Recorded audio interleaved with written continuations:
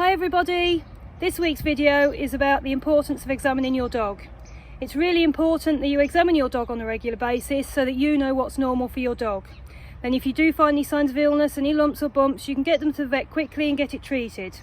As with people, the sooner you get something looked at, the sooner it gets treated, the more chance they have of a really good outcome. It's also important that your dog gets used to being handled by yourselves and by other people. When they go to the vets, the groomers, even the kennels, they have to be touched by other people, and they want to be comfortable with that when they go to these places, and it makes it easier for the staff at the vets or the groomers as well. The method I'm going to use is the one that we use at Links Training, Dog Training Made Easy. We start this in puppy class. The owners are taught how to examine the dogs, and then as we move further up the levels, other people examine the dogs, other trainers, other handlers. We swap the dogs over. Obviously, like I said, this is further up at a more advanced level, and it just gets the dogs used to being handled by lots of different people. So I'm going to use Flynn and Marlene as a demonstration. I'll be back with you in a minute. Right, first of all, you need to have a look in the dog's eyes. Make sure the eyes are nice and bright and clear. There's no discharge from the eyes. Sometimes dogs do get dirty eyes and a little bit of discharge. You just need to wipe that with an eye wipe or a bit of cotton wool with some water on it. But if they do have a regular discharge from the eye, you ought to take them to the vets because they could have some kind of eye infection. Then you have a look at the mouth. Open the mouth, have a look in. You need to be checking the gums are nice and pink. If you press lightly on the gums, it should go a pale pink and then it should come back nice and bright pink again. If the gums are pale, it can be a sign of illness in the dog. You also need to make sure there's nothing in their mouth. Obviously if they've been out in the woods, they might have picked up some sticks or something. Just check there's nothing stuck in there. And have a check for tartar on the teeth. If they have got a lot of tartar on the teeth, you may need to take them to the vets for a dental because tartar can start to cause other infections if it gets too much of it. Then you have a look in the ears. You need to make sure that there's nothing stuck in the outside of the ears, especially with dogs like the spaniel types that have the fluffy ears.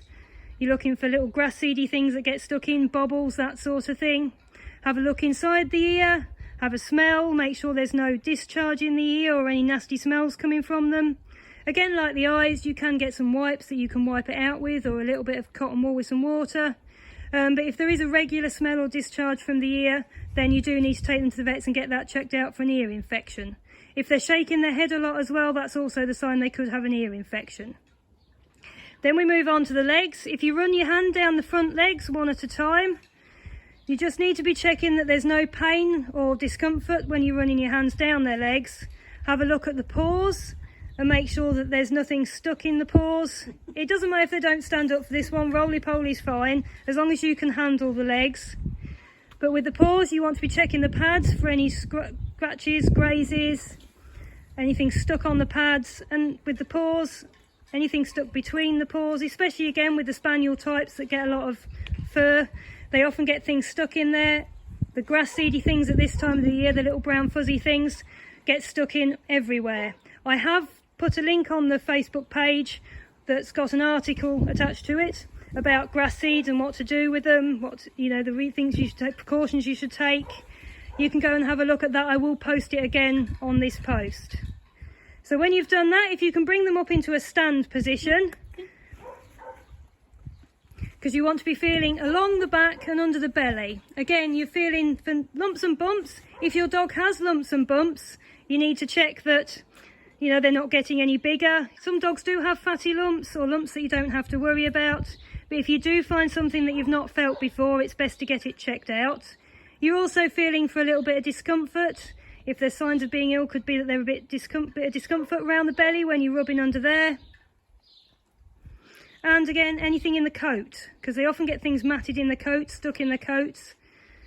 So you want to have a good feel round and get to learn what's normal for your dog. Then you move on to the back legs. Again, down the legs, feeling for any pain or discomfort. Remember, the back legs go out backwards only. They don't go out sideways, inwards. A lot of dogs, again, like Flynn, don't want to stand up. Roly-poly's fine for checking the back legs.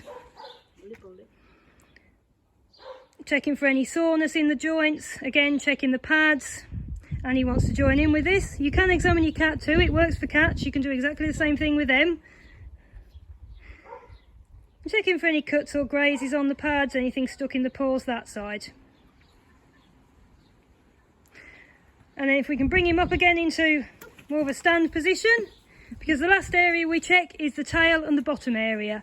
You run your hands down the tail, make sure that there's nothing stuck in the tail, there's no pain as you run your hand down the tail, and just gently move the tail to one side, checking for any kind of dirt around the bottom area, any diarrhea, any sign of worms. And that is examination. Really easy to do, doesn't take long, and it's something you should be doing regular with your dog so that you can see any changes that there might be. And if there is anything wrong, you can get them to the vets as soon as possible.